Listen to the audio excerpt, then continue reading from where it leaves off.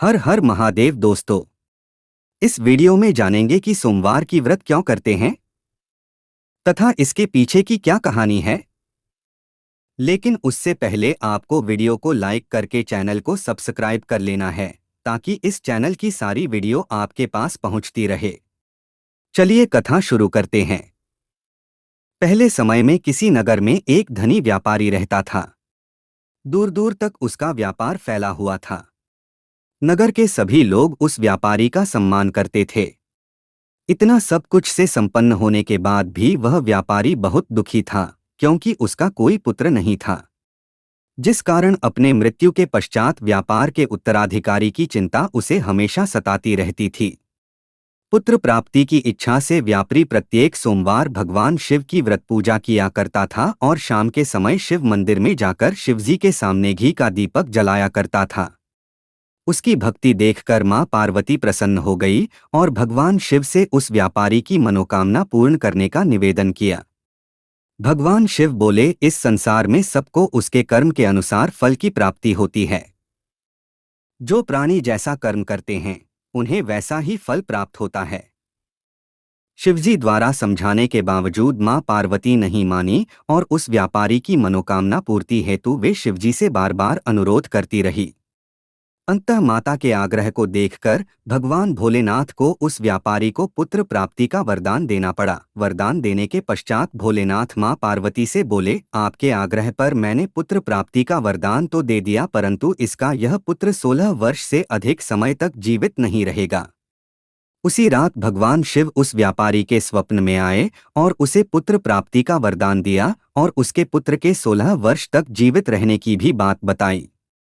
भगवान के वरदान से व्यापारी को खुशी तो हुई, लेकिन पुत्र की अल्पायु की चिंता ने उस खुशी को नष्ट कर दिया। व्यापारी पहले की तरह सोमवार के दिन भगवान शिव का विधिवत व्रत करता रहा। कुछ महीनों के बाद उसके घर अति सुंदर बालक जन्म लिया। घर में खुशियां भर गई। बहुत धूमधाम से पुत्र जन्म का समारोह मनाया गया, परंतु व्यापारी को पुत्र जन्म की अधिक खुशी नहीं हुई, क्योंकि उसे पुत्र की अल्प आयु के रहस्य का पता था। जब पुत्र 12 वर्ष का हुआ तो व्यापारी ने उसे उसके मामा के साथ पढ़ने के लिए वाराणसी भेज दिया। लड़का अपने मामा के साथ शिक्षा प्राप्ति हेतु चल दिया। रास्ते में जहां भी मामा भांजा विश्राम हेतु रुकते, वहीं यज्ञ करते और ब्राह्मणों को भोजन कराते। लंबी यात्रा के बाद मामा और भांजा एक नगर में पहुंचे। उस दिन नगर के राजा की कन्या का विवाह था, जिस कारण पूरे नगर को सजाया गया था। निश्चित समय पर बारात आ गई, लेकिन वर का पिता अपने बेटे के एक आंख से काने होने के कारण बहुत चिंतित था। उसे भय था कि इस बात का पता चलने पर कहीं राजा विवाह से इनकार न कर दे, इससे उसकी बदनामी भी होगी। जब वर के पिता ने व्यापारी के पुत्र को देखा तो उसके मस्तिष्क में एक विचार आया। उसने सोचा, क्यों न इस लड़के को दूल्हा बनाकर राजकुमारी से विवाह करा दूं। विवाह के बाद इसको धन देकर विदा कर दूंगा और राजकुमारी को अपने नगर ले जाऊंगा। वर के पिता ने लड़के के मामा से इस संबंध में बात की। मामा ने धन मिलने के लालच में वर के पिता की बात स्वीकार कर ली। लड़के को दूल्हे का वस्त्र पहनाकर राजकुमारी से विवाह कर दिया गया। राजा ने बहुत सारा धन देकर राजकुमारी को विदा किया। शादी के बाद लड़का जब राजकुमारी से साथ लौट रहा था तो वह सच नहीं छिपा सका और उसने राजकुमारी के ओढ़नी पर लिख दिया, राजकुमारी, तुम्हारा विवाह मेरे साथ हुआ था। मैं तो वाराणसी पढ़ने के लिए जा रहा हूँ और अब तुम्हें जिस नवयुवक की पत्नी बनना पड़ेगा वह कान्हा है। जब राजकुमारी ने अपनी ओढ़नी पर लिखा हुआ पढ़ा तो उसने काने लड़के के साथ जाने से इनकार कर दिया। राजा सब बातें जानकर राजकुमारी को महल में रख लिया। उधर लड़का अपने मामा के साथ वाराणसी पहुंच गया और गुरुकुल में पढ़ना शुरू कर दिया। जब उसकी आयु 16 वर्ष की हुई तो उसने यज्ञ किया। यज्ञ के समाप्ति पर ब्राह्मणों को भोजन कराया और खूब अन्न वस्त्र दान किए। रात को वह अपने शयन कक्ष में सो गया। शिव के वरदान के अनुसार शयनावस्था में ही उसके प्राण पखेरु उड़ गए। सूर्योदय पर मामा मृत भांजे को देखकर रोने पीटने लगा। आसपास के लोग भी एकत्र होकर दुख प्रकट करने लगे। लड़के के मामा के रोने विलाप करने के स्वर समीप से गुजरते हुए भगवान शिव और माता पार्वती भी सुने। पार्वती ने भगवान से कहा, प्राणनाथ, मुझे इसके रोने के स्वर सहन नहीं हो रहे।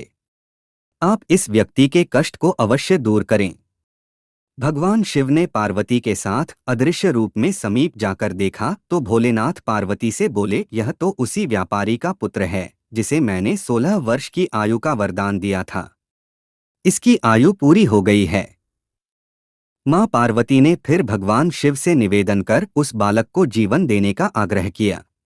माता पार्वती के आग्रह पर भगवान शिव ने उस लड़के को जीवित होने का वरदान दिया और कुछ ही पल में वह जीवित होकर उठ बैठा।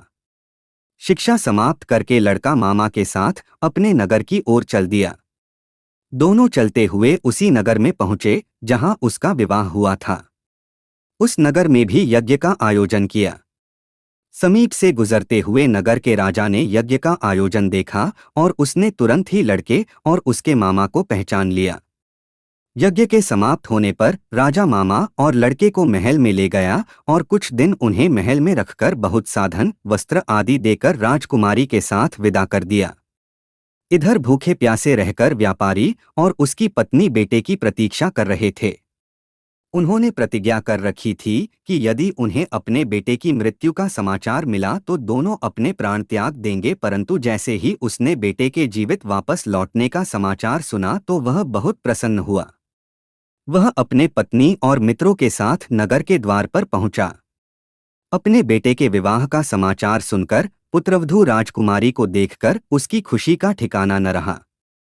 उसी रात भगवान शिव ने व्यापारी के स्वप्न में आकर कहा, हे श्रेष्ठी, मैंने तेरे सोमवार के व्रत करने और व्रत कथा सुनने से प्रसन्न होकर तेरे पुत्र को लंबी आयु प्रदान की है। पुत्र की लंबी आयु जानकर व्यापारी बहुत प्रसन्न हुआ। सोमवार का व्रत करने से व्यापारी के घर में खुशियां लौट आईं। शास्त्रों में लिखा है कि जो स्त्री पुरुष सोमवार का विधिवत व्रत करते और व्रत कथा सुनते हैं, उनकी सभी इच्छाएं पूरी होती हैं।